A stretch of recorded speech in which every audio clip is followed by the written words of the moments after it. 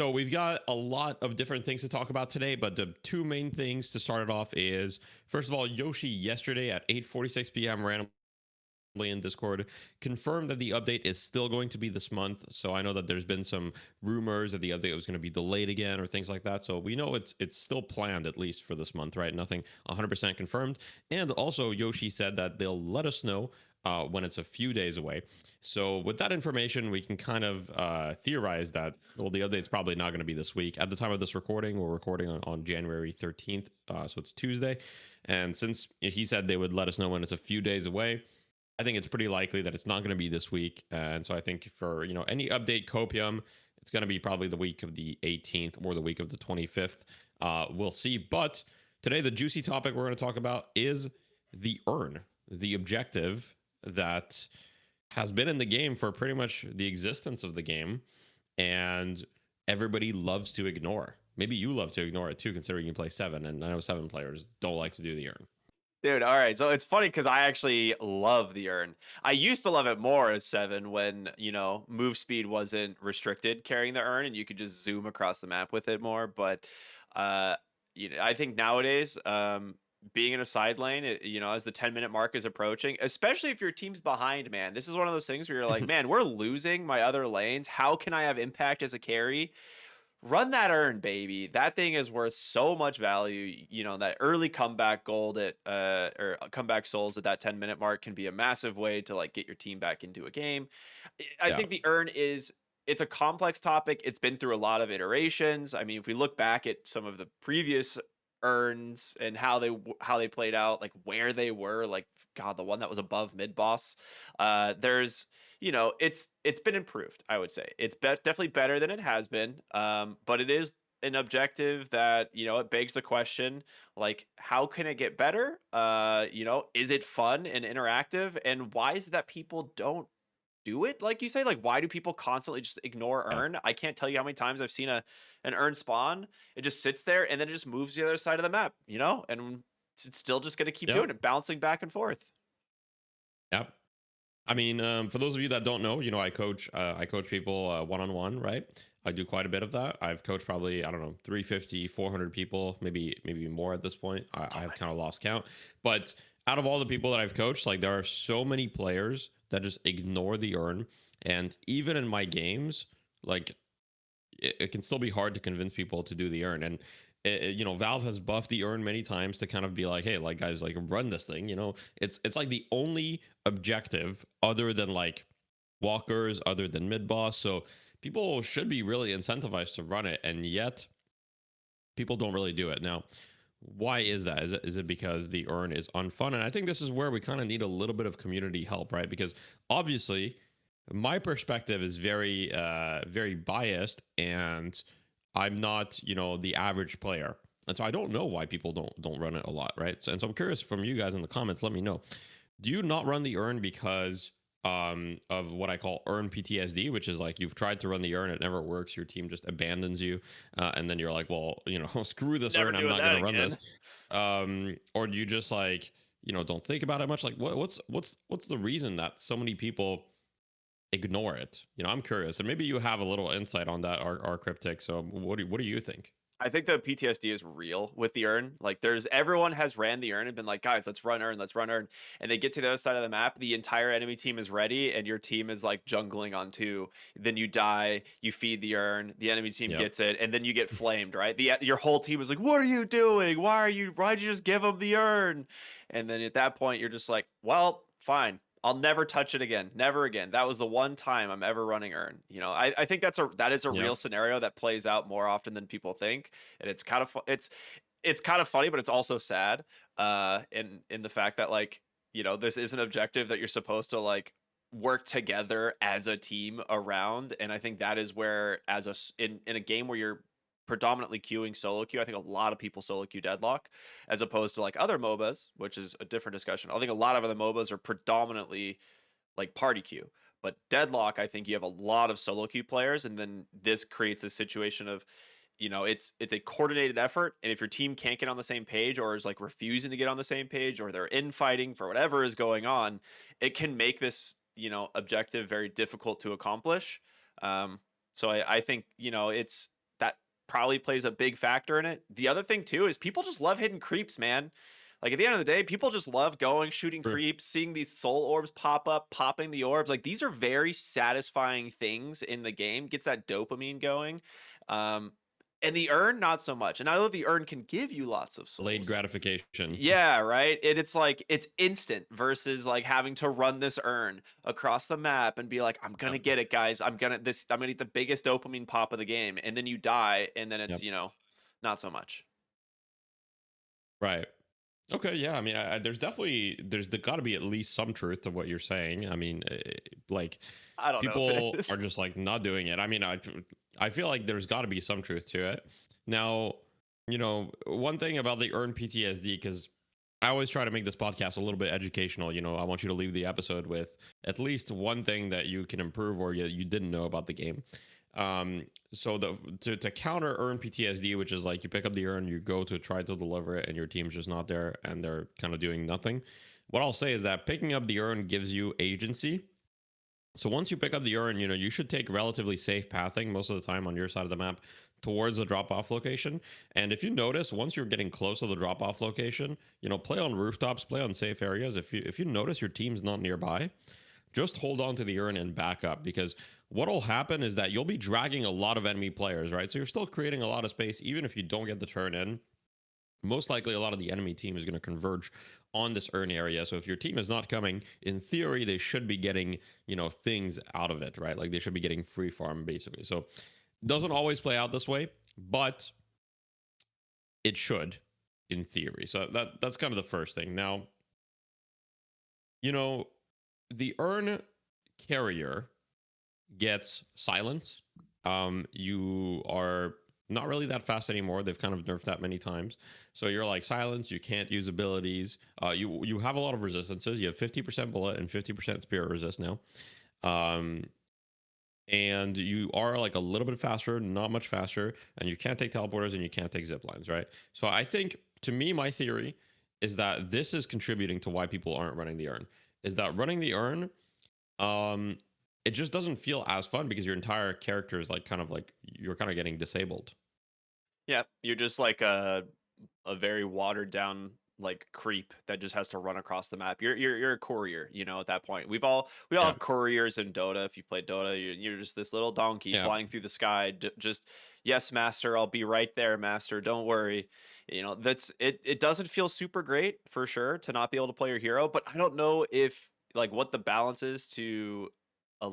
You could just have massively reduced stats. Like you could do less damage, while carrying the urn, but like still be able to use your hero. So if you're a support hero or you have like a disable of some kind, you could still contribute to like a fight, but you're doing substantially reduced damage or something. I don't like there's different things that you could add to it.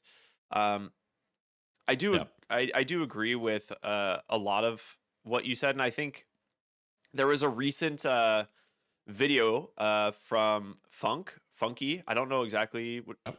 Mhm. where he talked about earn specifically in what he said, and that was a lot of the same things. Like you don't have to deliver earn, you can just pick it up, run it, and be like, oh well, my team's not coming, the entire enemy team is here, Yeah. however, so I'm just gonna nope on this one and go drop it in my Yep. fountain and go do something else. Like it you don't have to deliver it, and I know it's kind of sucks still if you just ran across the map and your team's not on the same page, but it's not necessarily bad for your game, like your team's game, overall, if you still take the Yep. earn. um, so yeah, I think there's a lot to be said about just at least trying to threaten the play, and I think that's a big deal. Like the enemy team should respond. Then if they don't, you get a free earn. So I think it is Yep. important to at least threaten it. Yeah, I agree. As far as like, being able to do things while running the urn, the hard part of balancing that is that, they obviously don't want you to pick up the urn and then just go farm Yeah, and just like kind of hold the urn hostage. And so it's kind of, it just feels like a little bit of a difficult mechanic, to kind of like make fun and make balance. Now, in our notes we have, is it balanced? Um, I think the urn is balanced, so to speak. Like, I don't think it's, well, it's hard to say it's not balanced because there's not really there's any not an alternatives. alternative. Yeah. So it's like it's not in balance, and both teams have access to it. And there's the comeback urn, which is very strong and allows you to come back into the game. And even though the comeback urn at like very high levels of play. Even at very high levels of play, you still see like teams getting comeback runs, right? So like even when people should be able to counter it, it's quite hard to counter, to be honest. So like it's definitely playing its role in the game when people do it. My main problem with it is like people don't do it. And also the other thing is there's some like gamification of the urn. For example, I think it's pretty lame that once you pick up the urn, it stays in the same Yeah. state forever. What I mean by that is like, you've certainly seen, if you've watched my stream a lot, you've certainly seen times where I'm like, yo guys, stop farming. It's a Yeah, comeback urn right lock now. the But urn. if you stop farming for 30 seconds, it's right on the verge of that 10% differential in net worth. It's going to drop down below that for 1 second. I'm going to pick it up, and then you guys can resume farming. And then we get an even earn, and we kind of snowball from there. And most games that are snowballed, I feel, are from that like differential where the team just has like a 9.9% soul advantage. They get an even earn where they're much stronger than the other team, so the other team can't really contest. And then all of a sudden they have like a 15-20% soul advantage after that, and then they kind of just snowball from there. I was going to talk about that because I am curious as to how you fix this, because I don't know if it's capable of being something that you can update in real time, being like, oh, well, I've picked up the urn, but now we're 10% ahead, so we're going to move the drop off location, right? I don't know if you can do that. But Mhm. I do agree that like there's been times where, if we're in a losing game, I'll be like, yo, same thing, stop farming for 2 seconds so we can get a comeback urn, and it'll drop to 10%. You grab it, and if Yeah. you can't turn it in at the moment, it's still going to be a comeback earn for the next 5 minutes. Yeah. And Yeah. that's one of those things that is a little bit, it seems weird that it's that case. I don't know if I mean, clearly at the moment it's intended to be that way, but it is something that could Of I course. imagine be Hmm. fairly easily patched. um but Yeah. It's just, like do they want to patch it? How do you yeah, patch it? Like, how do you exactly. fix it? That's the weird thing. Like Hmm. if it gets dropped mid delivery because someone punches you and you pick it back up, does the drop off location change, right? Like there's a lot of things that Yeah. you'd have to consider in balancing the earn in that type of way. Um, I don't know what the correct answer is. I think it'd be fun to experiment with for sure, and I think that's one of the benefits of the game being in the state that it is. Um, but I still think Earn's better than it was, right? And it's trended that way. I Yeah. Yeah. like the fact that it is something that you should do, right? Like as an objective, Yeah. I think it is something that is good to have in the game as opposed to just being like, it kind of sucks. Like, let's just keep farming. Like, so what if the other team's running Earns? Like, we're farming and playing better macro or something. Like, Yeah. that makes the game less interesting. Yeah. I mean, you need objectives that are going to incentivize people to take these fights, and be active on the map, because otherwise you're just going to be in a meta where the best heroes are just heroes that can, suck up the whole jungle instantly, because if you have no reason to fight, then, why would you do anything other than just suck up the jungle and wait for the right moment for the right fight to then go mid boss, right? So there's this kind of dance around the urn, which I think has some interesting concepts. Now, I don't really know how to fix the urn or make the urn more interesting. One thing that I would like to see, and is more objectives in general, because I think that the urn itself it's just not enough. I think that's the main problem. Is like, if it was part of a bigger group of just like, hey, we've got these objectives that you can do in the mid game, then I think the urn would be fine, because it would be like, oh, this is like the high souls option, right? Like Yeah. it's gonna provoke like a big team fight. Probably it's gonna give you a lot of souls, and there's times to run it, and that's cool. But oh, hey, if you want to do something else, here's these alternatives. But right now, it's like either you do the urn, or you do walkers, or you go mid boss. And the thing about mid boss is that, first of all, most people aren't coordinated enough just to go straight up mid boss. Second of all, even if you are, right, it's pretty coin flippy. Like, depending on the team compositions, like even if you have like a one or two picks on the enemy team, you might not be able to guarantee like a good mid boss. Like if you're against like a team composition that has a lot of scary heroes in the pit, like I don't know, Dynamo for example, or Page, or these other heroes, um, you might just get cooked in there, Yeah. and that's really bad. And walkers, like the first walker can work, but it's also very easy to like die at enemy walkers. Like they do hurt quite a bit, so They do so much it damage doesn't now. feel like, yeah. And the jungle takes forever to respawn too, so you'll get to this 15 to 25-minute mark, at least at higher MMRs, where there's kind of no jungle left on the map, or barely anything, right? And then all there is the urn, which will force like a big team fight, which you might not win, which is, maybe you don't want to do that. There's the walkers, which you can't really just force randomly. You need to get some picks, but the enemies don't really have any reason to take any risk because there's no objectives. And then there's mid boss, which, like I said, is just pretty coin flippy. So I don't love that part of the game right now. That's probably my least favorite part of Deadlock, is like the 15 to 25 minute mark, where it just kind of feels like every decision is unintuitive. You're not really getting rewarded for like good macro play because there are no macro options. I That's what it agree. feels like to me. Yeah, I agree. I think there's been a lot of times I've played, especially since I'm a 7 player, and like I my eyes are like locked to my mini map like most of my game. And so I'm watching the mini map and I look down and I'm like, where do I even go? Like what like there's a wave crash, like there's a wave I can go push in like 20 seconds, but until then, like the whole jungle is depleted. Both teams' jungles are gone. Like Urn is either like on cooldown because it got delivered, or we're just like we can't deliver it because of X, Y, or Yeah. Z. So you just sit there and you're like, I guess I'll just wait for this wave and I'll push it out, and then I'll wait for the next wave, and then eventually some stuff's gonna spawn. Because like the only other like objectives that we really have are the Sinner's Vaults, right? Like those are like in a way an objective because they are like worth quite a bit, but it doesn't coordinate in the same way where it's like, oh, let's go move as a team to do this, unless you're invading the enemy's like double vault or something, or like they're the side of their map that has the 4 vaults. Like that's where like a lot of value is. Yeah. But um Yeah.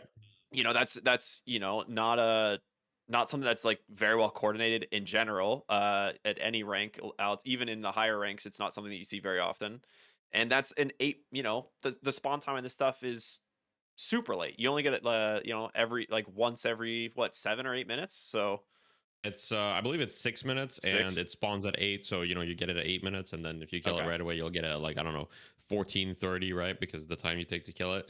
I mean, I will say, I don't know how you feel, but I remember before they added sinners, I think that the sinners are one of the best additions they've made to the game. At 100%. first, when they added sinners, like people were like, oh, like these are OP or whatever, and they kind of were, and they're still kind of like OP. But I think it's good that they're OP because it gives you something to fight over. Like if sinners were not a thing, the game would be infinitely more boring, because right now, like, the whole gameplay loop for players between 8 to 12 minutes is basically just like fight around sinners, try to get more sinners than they do. You get permanent buffs, you get souls, try to steal some of theirs, right?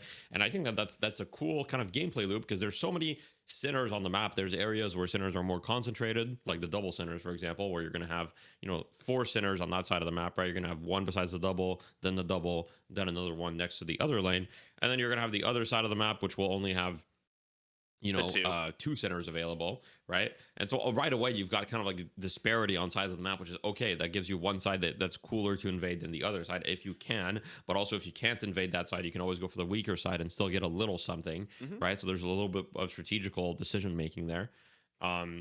And I don't know, like, to me, I really love that gameplay loop. I think it's a lot of fun to play around centers, to try to kill players around centers. It's a risky thing because they hurt you a lot, right? So you have to be like, you have to keep in mind that you can get ganked and you can just die on your centers. And man, it feels so bad to die farming your centers, but it feels so good to kill someone farming their centers, because you'll kill them, they'll drop like a 400 bag, and you'll just be like, man, like, that just felt so good. So yeah, when you're killing a hero like on a Sinners or someone in their jungle, like if your team is invading and you've found someone who's taken the double vault in a camp, like the bags that these heroes are carrying are worth way more than they used to, right? They changed the way secured and unsecured souls work. Like it takes longer for these to convert into secured souls. So it kind of incentivizes ganking and being active. And, when it comes to objectives, like it makes the Sinners definitely worth more in terms of denying them or securing them yourselves. But um, again, like it really comes down to whether or not like this is enough on the map. And I think we've kind of both said there needs to be something else, Yeah. right? Yeah. Yeah. I mean, as far as the unsecured souls and the bags and stuff like that, it's very important to spend your money, guys, because it does take longer for it to be secured. But if you spend your money right away, like if you got 1,600 and they're all unsecured souls, if you spend all of them, you get rid of all of that. So, that's good. So make sure you spend your money, right? I don't know how many people I coach that I see walking around with huge bags all the time. It's more than you would think, really. So That's me. make sure I'm you're that doing guy. that. Yeah, I mean, it's one of those things where you kill people, they've got like 1,000 soul bag. It's rough for your game. It really, really like sets you back very significantly. So anyhow, um, I think that with the earn and objectives, the kind of like the main thing with that is basically the earn feels like people don't want to do it. Is it that it's unfun? Who knows? Like maybe it's slightly uninteractive. It's very, very team dependent, right? Like you have very low agency over the earn as an objective. Like if you're carrying the earn, you're basically 100% dependent on your team. The only agency that you have is you can, decide not to go for the turn in. Kind of like you said in the funky video, or I said earlier, it's like, hey, if you pick up the earn and you just chill, you don't need to go for the turn in. That's basically the biggest amount of agency that you have.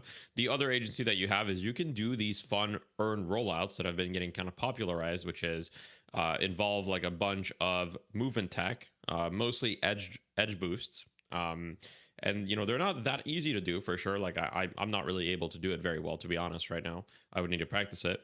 And so I think 99.9% of the player base isn't able to do those. But if you watch, for example, Murphy on YouTube, or Piggy has been doing them as well. So there's been a couple people doing them, and you get the earn there way faster than through other methods, and it looks pretty flashy. So that's kind of cool. But that's really the main kind of agency or skill expression you can have with the earn. Other than that, kind of feels like there's not much, and there's also heroes that warp the earn, and I think it's worth talking about these heroes. For example, there's Viscous Punch, Yeah. um, who can just repeatedly punch you off the earn from like what feels like Narnia. Like it feels like he's in a different dimension and he's just punching you. Like I don't know how to describe that feeling. Maybe you can describe the feeling of being punched by Viscous multiple times off the earn, but it's quite infuriating. Yeah, infuriating is the correct word, I would say. Yeah, you run past the viscous and he's like, "Oh, don't worry, I'm gonna sit over here. I'm gonna continue farming." But when you get close to that turn in, I'm gonna bonk you, and there's nothing you can do about it. Like you're gonna get bonked, and then he has four of them. That's the best part about it. Yeah, he can just keep doing it. For an infinite Yep. amount of time, because the time it takes for the urn to be picked up again is the same or shorter than his cooldown on his ability. So each time he knocks it away from you, you're like, "Oh, I'll go pick it up," and he's just like, "Yep, don't worry, I'm gonna do it again. The second you pick that up, it's gonna get knocked right out of your hands." Yeah, I mean, there's obviously like hero interactions with the urn that I think should be changed. We talked about the one with Doorman in one of our segments last week about Yeah. just don't allow people to take the urn through the doors, and this was something that like takes me back to the teleporter days, like when people were taking urns through Yep. teleporters, and they're like, "Okay, we need to stop that, obviously." And then they found ways to cheese it, and eventually it all got balanced out. I feel like there's gonna be that time frame with Doorman if that change comes in, of people being like, how can we trick the urn? How can we trick the urn to make it through the door? Type of thing. I'm curious if Yeah. something like that's gonna happen with you know uh Viscous, just because the puddle punch is such an enormously easy ability to hit, and yeah, being able to just Mhm. knock the urn away from you is pretty rough. I don't know, does Billy's bash down work as well? Because that is technically a heavy melee on the tier 3, Um, but I don't know if I it don't believe it's actually a heavy knocks you melee. I out. think it's just like I think it's like, isn't it? It applies Is it heavy like melee I don't on think it's hits. considered. Yeah, I don't think it's considered like a full heavy melee though for intents and purposes. I don't believe it drops the urn. Okay. I think that the only thing is Viscous max punch is literally a heavy melee, so that drops the urn. And Yeah. before he maxes punch, I mean, he still knocks you away from the kind of deposit, so it's kind of Yeah. the same thing. And it's not like you can parry it, and even if a teammate parries it, it doesn't parry it for you, right? Yeah. So it's all kind of the same. Um, one thing that I believe Lightbringer was the one that talked to me about this kind of idea would be to have the idea of the earn deposit being kind of like a control the area mini game for a certain amount of time. So, it'd be like a capture the flag mechanic. You bring the earn to the spot, and then you have to kind of like control the area for some time. That could fix some of the kind of like earn deposit cheese, right? Because right now, when you think of all the earn deposit cheese, you think of Doorman, you think of Viscous, you think of Kelvin, Dome, just doming his teammate, for example. You think of Dynamo Quantum Entanglement and making it so you can't like punch the guy, you can't shoot him, you can't do anything. And all these things would be fixed if the earn was like, once you get the earn to the deposit spot, it like I don't know, embeds itself into the ground and it becomes like a ritual circle. And then you have to have people in the circle and it kind of like gets the progression up, I guess, and up to Like an actual 100%. King of the And Hill. yeah, kind of like a like a mini King of the Hill game, basically, where instead of having souls that can be denied, if the enemy team manages to kill you and then stand on top of the area, they could get like you would maybe get rewarded a small portion of the souls just for turning the urn in. Let's say, I don't know, 25%, and then maybe the other 75% could be obtained through like a King of the Hill mechanic. That could be something that would be interesting to explore. It would kind of fix a lot of the urn cheese because like, I mean, obviously these abilities would still be really good, and the kind of area would around the urn deposit would need to be reworked if it Yeah. were to be a king of the hill, because the geometry would kind of like suck in that area. Yeah. But I don't know. It's an idea to think about. I don't know if it would be better, but it's an idea for sure. Yeah. That would be an interesting kind of way of balancing it. I it's hard to say if it would be better, because like we'd have to play with it first, and like you said, it would require like a little bit of a map change. Um, but it would I'd be down for something like that if it was something they wanted to experiment with. I think generally like the the all or nothing type of thing is very difficult. Like yes, you can deny the souls, that come out of Earn, but you always have like server or like ping priority, server priority on securing souls as opposed to denying souls. So it's not even that easy. Um, as long as they're paying attention, trying to secure their own souls. But yeah, Hmm. I think overall something could be done.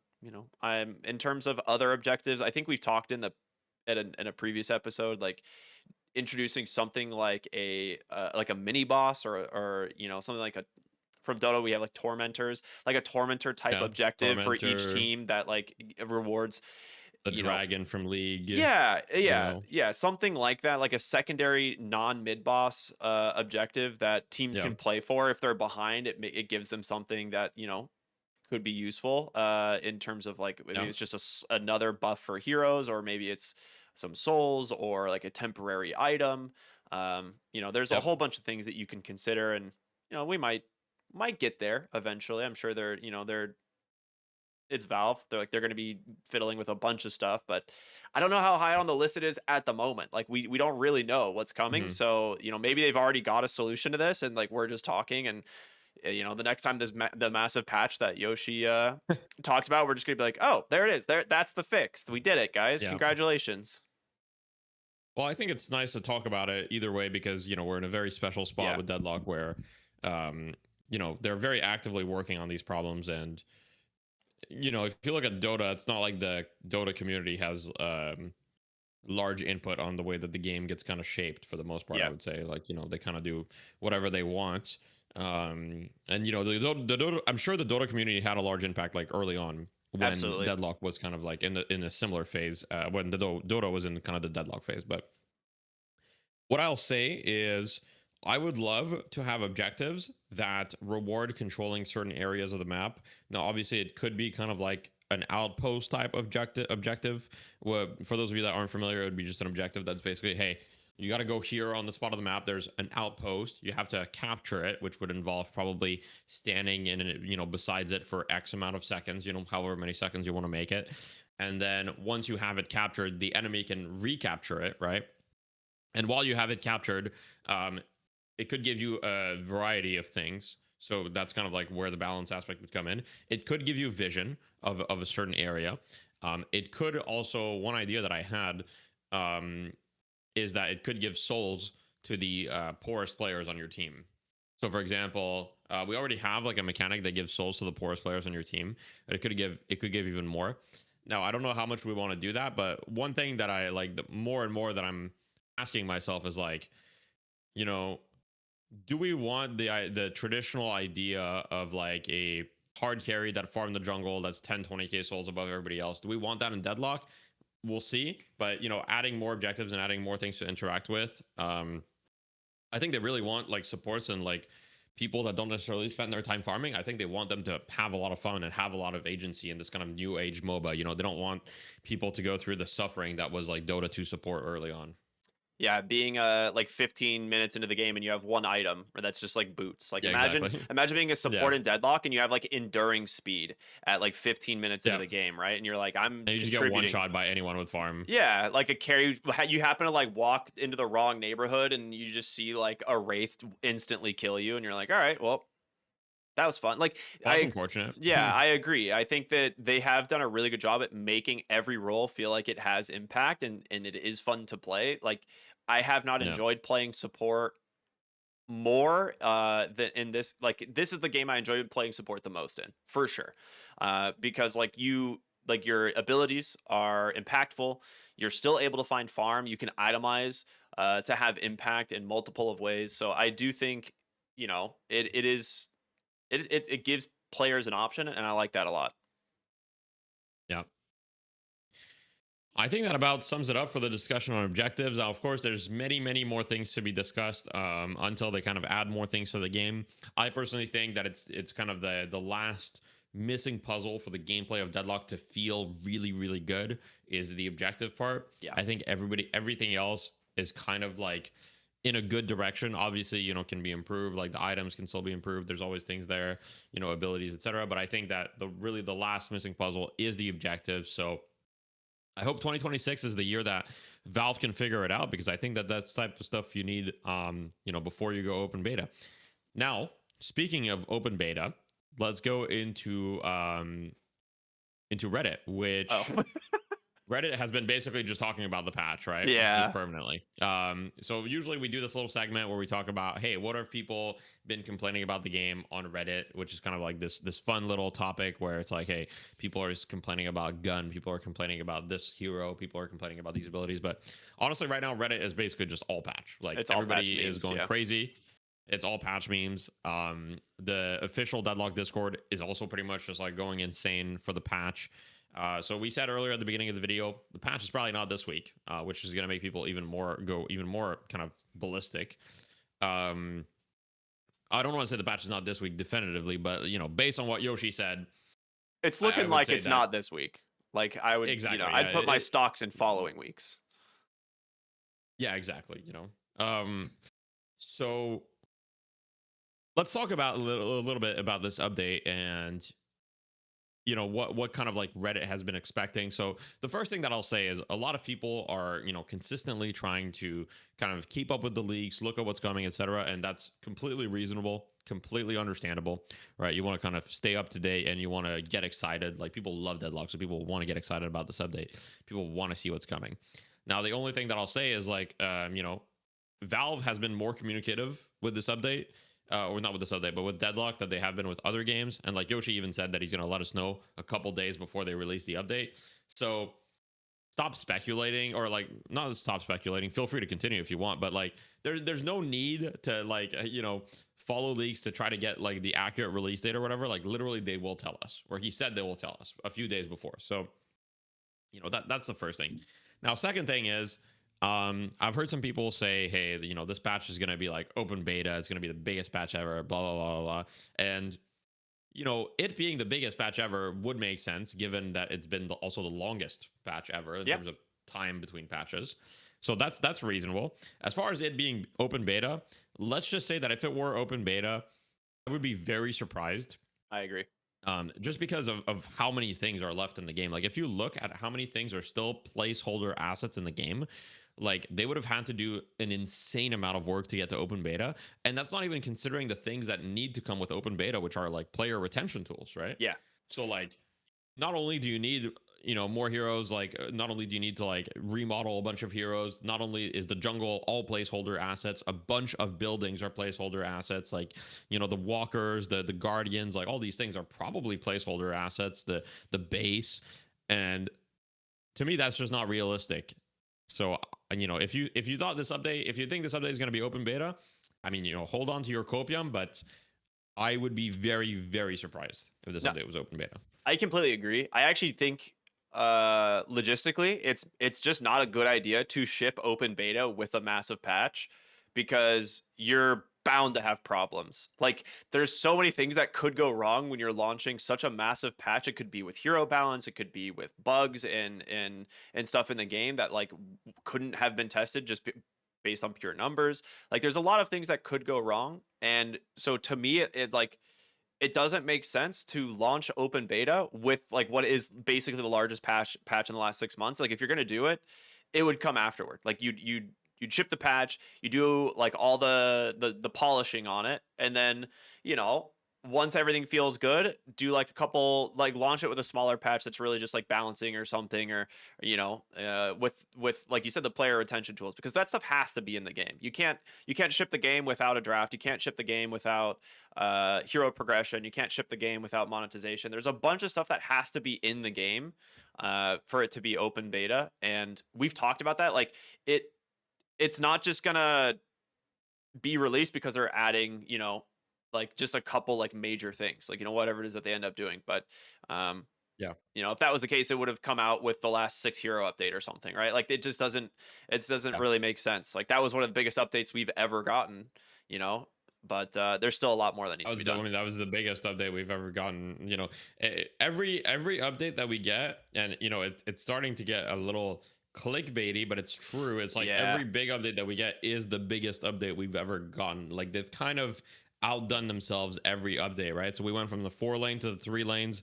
That was a massive update. huge. Obviously, like changing fundamentally the game. No more solo lanes. All lanes are duos.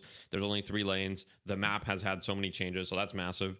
Then the entire item system gets reworked. All the items get new art.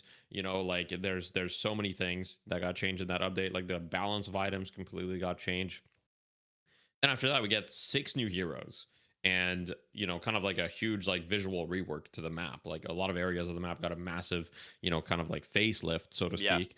The lighting got a bunch of the changes, lighting like was the massive. shading. Yeah, Yeah, like the game actually started looking like a more like an actual game. Like if you look at old footage now, it looks like super dated. Um and even though it's only been like 6 months, really, like you yeah, looked yeah. like 6 months ago and you're like, wow, that looks really bad, compared to what we have.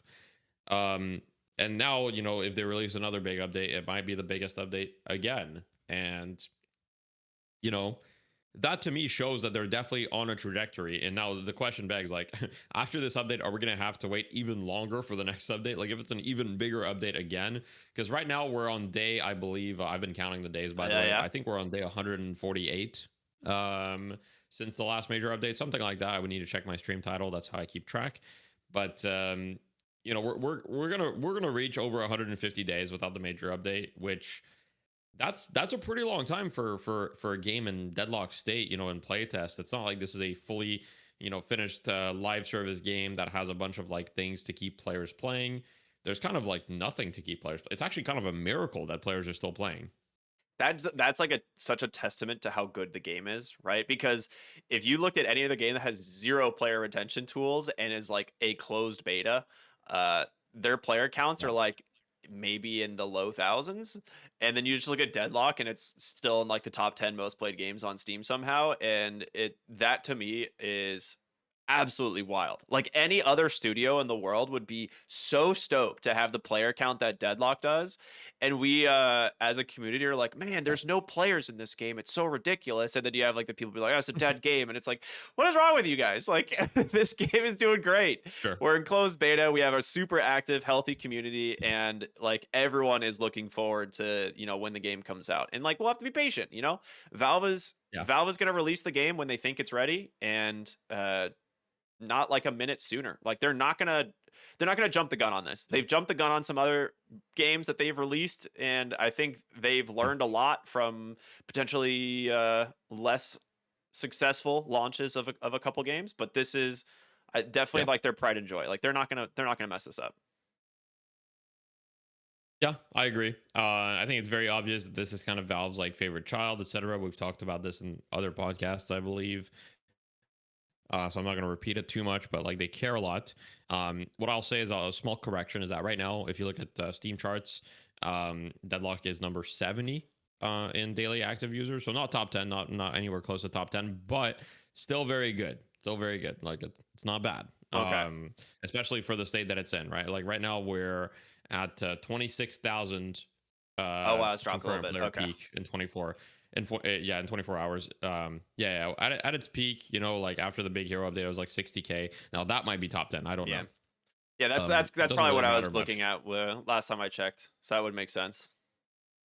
Yeah, so we can talk about player count a little bit because I think this is something that does interest some people regarding the update. Is like, okay, how many players is this update going to bring, right?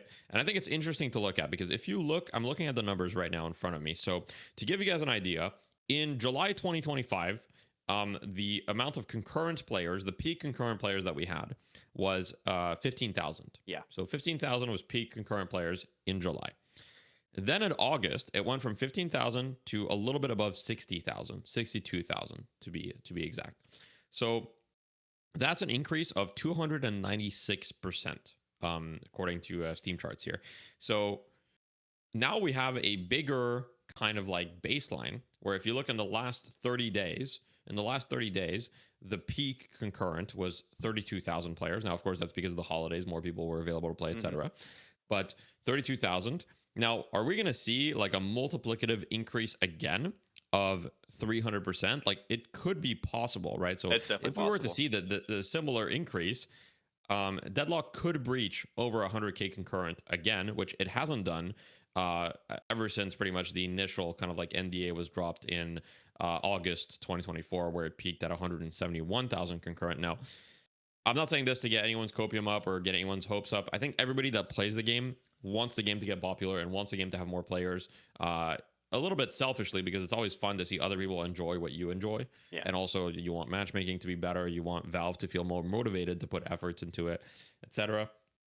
But I think this next patch is definitely going to bring a lot of players. Is it going to bring more than the previous patch? We'll see. But if it truly is the biggest patch ever, then why wouldn't it bring more than the previous patch? Yeah, I think it's a reasonable expectation to have that the player count is going to spike pretty massively when this drops.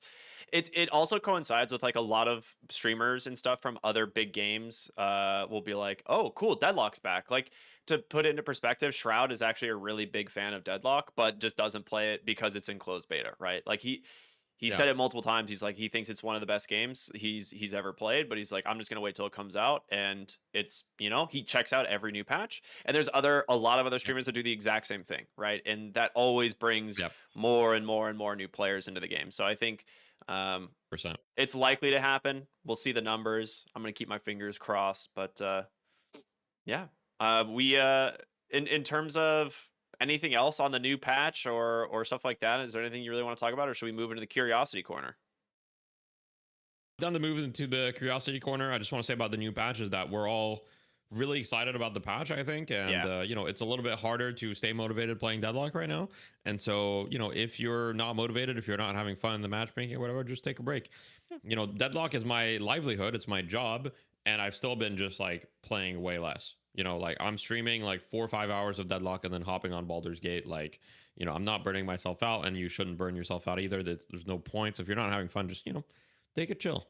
yeah, yeah. I've been Hades 2 has been my like off stream game where I've just been playing to have like because it's been on my list for a while because I loved Hades once, but it was like yeah I Yeah. need to I have time now. I'm gonna play this game finally. So yeah, take a break, guys, if you need to. It's not there's plenty of other really good games out there. But let's jump into the curiosity corner today. I've chosen well. I guess I didn't consult you about this one, but That's all right. the two that I've chosen are also going to be in the vein of on the stronger side of things, and like maybe explaining Mhm. why they're strong or why people keep picking them, like how they influence the game.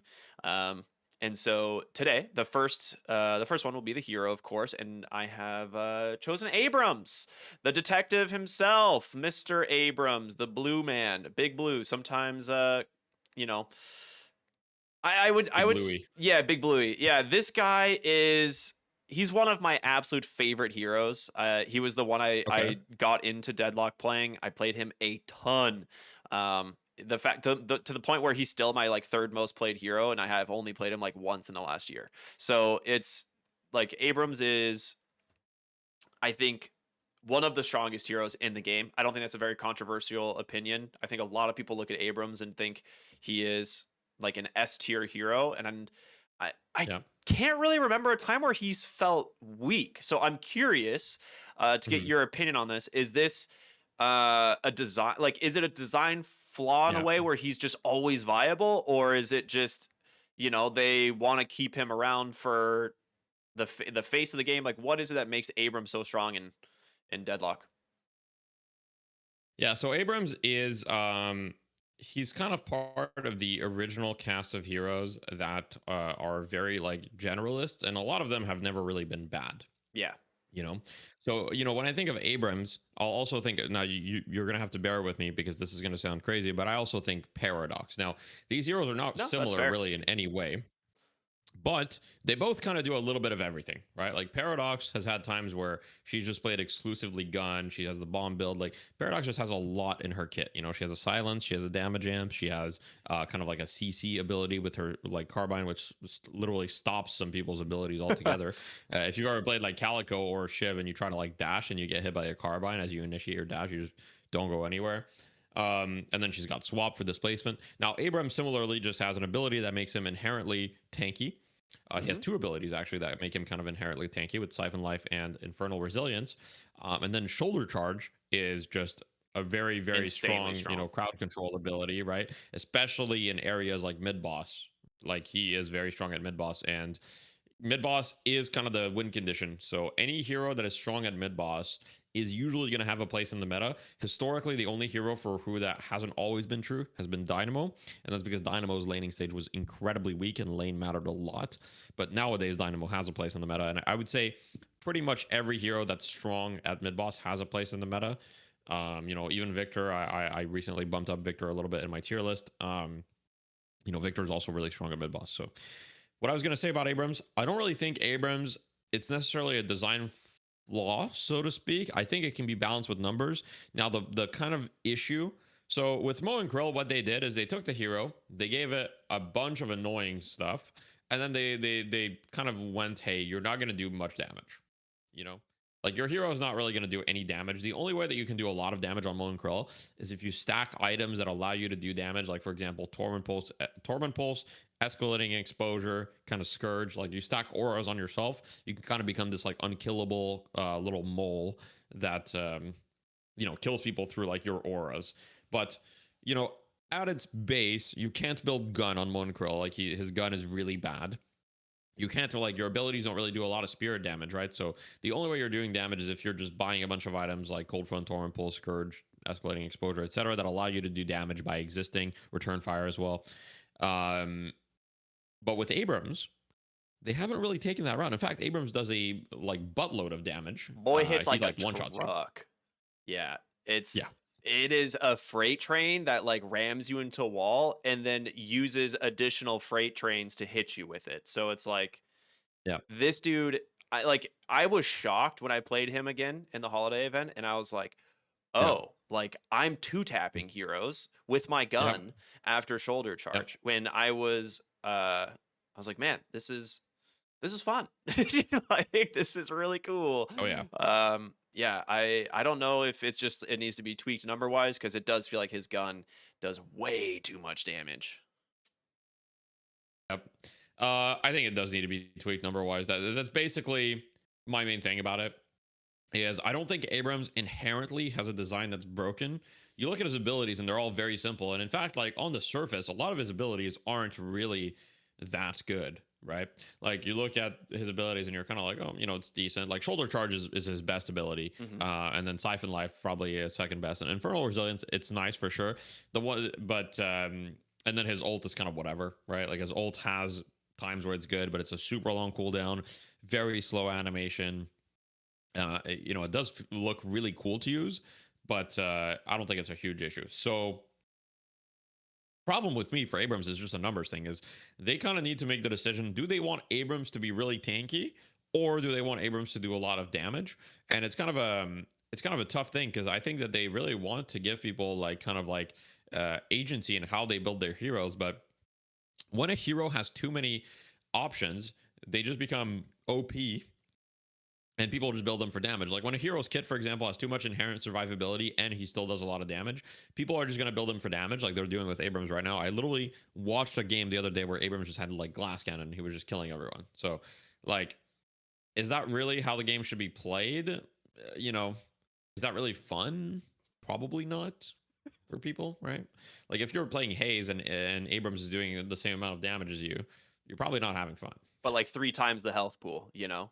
You Yeah, know? exactly. Three times the health pool, and he can stun you. The thing about a lot of heroes with gun, right, is that okay. So, for example, I've been kind of like a gun doorman hater for a long time, where I said, hey, numerically, it's not that good, and that is true. Numerically, gun doorman, gun doorman today, numerically, is actually like really bad. Yeah. However, the reason why it's not bad, and why I'll admit I was mistaken about some things, for sure. Like I'm not perfect. I make mistakes. Is the powerful thing about Gun Doorman, and I'll explain why this is relevant to Abrams afterwards, is two things. One is he has really big bullets, and so it's very hard to miss. And two is he has a lineup for his bullets with his cart. So if you cart someone, they're stunned, then you can just like headshot them 2 or 3 times or 4 times or whatever. Abrams, similarly, if you charge someone, you can just shoot them like 3 times very quickly if you have fire rate, and then they just take like 1,000 damage or 2,000 damage depending on how many gun items you have. So that's kind of the issue with some of these heroes, is that if they're heroes that have a setup for them to hit all of their shots, even though their damage numerically may not be that insane, it becomes a problem. Yeah. Yeah, I mean, there's a very straightforward combination of items on Abrams that allows him to do that and like fire really quick and do a lot of damage, like weighted shot, blood tribute, K dash. Like these are things where he's just Yeah. like, oh, I found a hero, K dash, charge into a wall, and it's just like boom, boom, boom, boom, boom, right? Like you're not Yep. surviving. And it's rather than nerfing all the items, it's probably better to like look at the numbers on the Abrams because those items are really fun on other heroes as well. But yeah, I think Abrams kind of surprised me when I played him again. I was like, man, this is a lot easier Yeah. than I remember him being, and I'm killing heroes way easier than I remember it being. And um, he's Yeah. kind of a noob friendly hero. Like you said, he's not super complex in design, and I think that's fine. There definitely needs to be heroes that are not Yeah. incredibly complex in every type of playstyle. So I'm fine with Abrams being like a pretty straightforward, easy hero to play. I think there's definitely a skill ceiling on getting good with his charge and knowing how Mhm. to like use it effectively. But yeah, I don't know. I think numbers tweak on the gun maybe, but he's he's a menace right now. The gun does too much damage right now. Like that's almost like for sure. Like Yeah. just nerf the gun. Like for me, that it's pretty simple. Just nerf Abrams. Like I don't think the gun in lane is like that problematic. I mean, it's pretty strong. You probably want to nerf the lane, like the base damage a little bit, and you want to nerf the The boons. damage increase per boon, and then you probably also want to change the item that will be the subject of our discussion, which is Yep. Kinetic Dash. Now, for those of you that aren't familiar with the Curiosity Corner, by the way, we didn't kind of like do this, but if you'd like us to talk about a specific hero or a specific item next week, put it in the comment. Let us know, and let us know why you think it's worth talking about this hero and item. We're kind of open to anything. There's a bunch of heroes, a bunch of items, so lots of things to discuss about game design and why things are the way that they are. But speaking of Kinetic Dash and game design, um, there's heroes in the game that are designed around having low ammo. You know, like for example, Abrams. Yep. um, and there's an item in the game that completely circumvents interacting with Abrams' unique reload mechanic, which is he reloads one bullet at a time, and also Abrams' uniquely low mag size of I think he starts with 9 or 10. I can't remember. It's something like that. Um, Yeah. but it's not, it's 10 at most, and that item is Kinetic Dash. And Kinetic Dash, for those of you that don't know, if you do a dash jump, it reloads your gun with 8 additional bullets, which are not conditional to how many you have in your mag or how many, like there's basically no conditions to it other than dash jumping. And it also gives you 30% fire rate after that, which is the best stat for guns because of how weapon investment works. So if you just get a bunch of weapon investment, you get weapon damage. So then getting fire rate will scale your damage way more than getting like weighted shots, for example. Just as an example. And then on top of that, it gives you an additional stamina and additional stamina regen. So just in case the item wasn't strong enough, let's just throw in some additional stats on it. Sprinkle it on top. And my main problem with it is just, what is the point of designing low ammo heroes if they basically have an item tax that is like this item just circumvents everything about their design. To me, it makes no sense. Yeah, this was the reason I chose this pairing. Like Kinetic Dash is like a must buy on Abrams because you're like, oh, I need to reload. It'd be yeah, I'd rather just dash jump. Weird. You know, like every single fight, especially because like of how the fact that it gives you additional stamina recovery just means you're getting that like that's essentially your reload on this hero is like how fast can you regen stamina because if you get your stamina back you're like I'm just going to dash jump reload my entire magazine and get additional attack rate, Yeah. right? So you just don't reload on this hero unless you're just running from objective to objective. Like in fights you're just dash jumping. uh so it does feel like too gimmicky in a way on this type of hero, and it I don't know how you Yeah. fix it without completely reworking K Dash, right? Which maybe it I needs think to you just be. have to rework Yeah, it. it's like I think you're kind of at that point where it's like I think almost every hero in the game could realistically build this if you fire your gun at all in fights. Like there are like specific heroes that are just spellcasters that are going to more for like superior stamina and stuff like that. But like even like spirit Yeah. hybrid heroes are still going K dash because it's just so good to get the fire rate, the instant reload. In essence, like it feels really good compared to a lot of other Yeah. items. Yeah. I mean, honestly, the fire rate, for example, I don't have like a problem with, and I like, like if the item was just really strong, like then it would just be a question of like, hey, let's just tune the numbers, right? But to me, it's just the fact that the item gives you flat ammo. So it's the only item in the game that gives you flat ammo right now. Okay, and flat ammo just kind of like, what's the point of giving people low ammo if they can just get a bunch of flat ammo for free on a 1600 item? That's really the part about the item that I think needs to be reworked. I would remove the flat ammo from Kinetic Dash altogether. Altogether, you can keep the fire rate, and I think that with Kinetic Dash and Arcane Surge, so Arcane Surge is an item that is like extremely underbought. You almost never see it bought. I Yeah. think like it's I don't see Arcane Surge in my games often. I don't think anyone sees Arcane Surge in their games often. It's probably an item that needs some sort of buff. I mean, it's an item that's incredibly buggy as well. That's part of the reason why it's not bought. It just doesn't work half the time. Whereas Kinetic Dash is like the most like OP thing. But the thing about both Kinetic Dash and Arcane Surge is how many people are actually buying these items for the stamina component of it? Yeah. That's what I was gonna My ask. answer would be none. Yeah. Like I don't think anyone is buying K Dash or Arcane Surge. I mean, okay, Arcane Surge maybe because it's kind of weak, but K Dash, I don't think anyone is buying K Dash being like, oh, I'm buying K Dash for the stamina. You're buying K Dash and you're getting the stamina. But Yeah.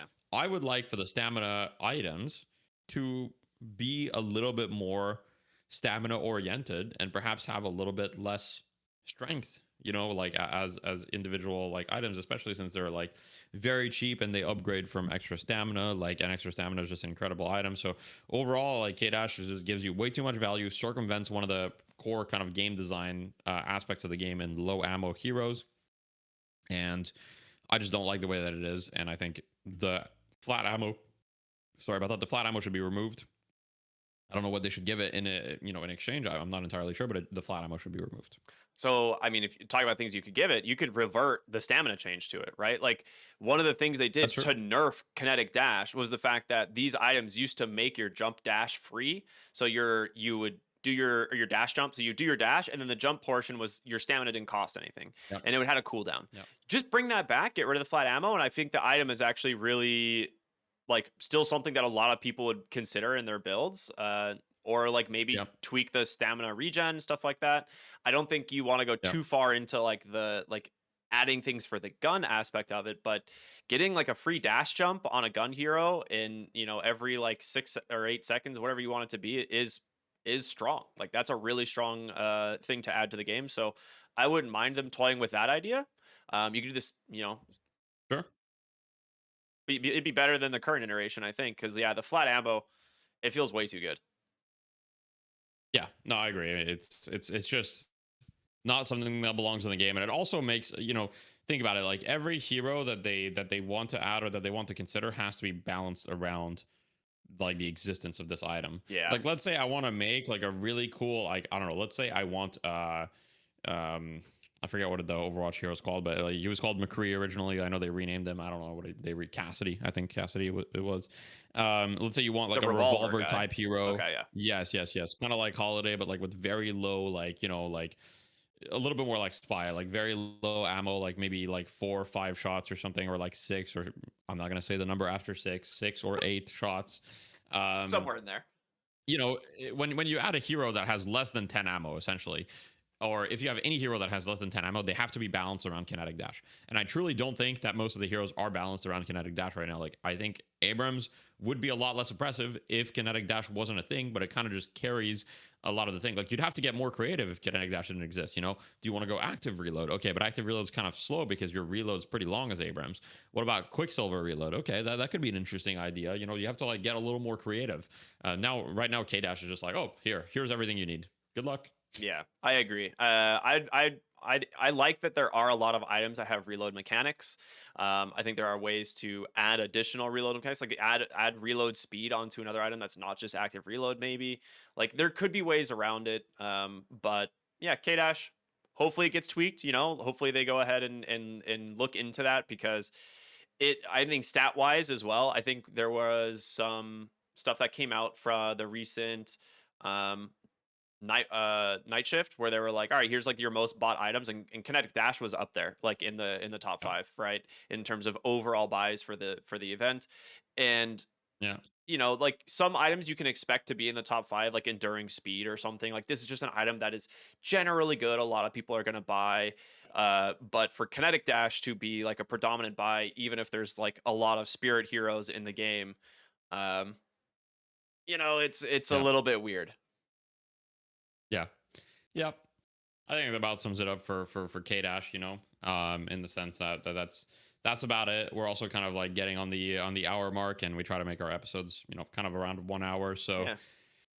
I think we'll kind of call it a day there. My closing thoughts, and then I'll give you a chance for your closing thoughts, are just Yoshi, please give us the update. We need it.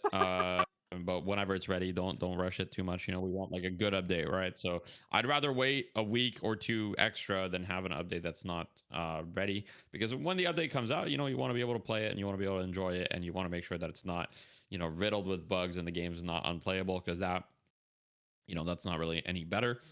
And other than that, I would say thank you guys for watching the podcast. It's a lot of fun doing this. So thank you to rkryptic as well, and we'll catch you guys next Tuesday. And I'm aiming to have a guest in January, so in the next couple of weeks. So if you guys have any ideas, let us know. Right now, it's kind of looking like Wander is interested, so might get Wander in. I also know Lightbringer told me he would be interested as well. So might get Lightbringer in January. I think our goal is kind of like maybe one guest a month, something like that. So not too many, and try to get community figures that are kind of like theory crafters about the game, at least at first. Yeah, I think that would make a lot of sense, right? Because people are always interested in what these people have to say about the game. It gives them a new perspective on things, so that'd be fun. I hope Yeah. we get to talk with one of those, maybe two, maybe both eventually. But Yeah. yeah, as for me, final thoughts. Yoshi, just wait till next week to release the patch, please. I'm working a lot this weekend, and starting next week, Okay. I'm finally off work and I'll have more time. So I know you care so deeply about me. So just next Right. week, that's it. That's my only request.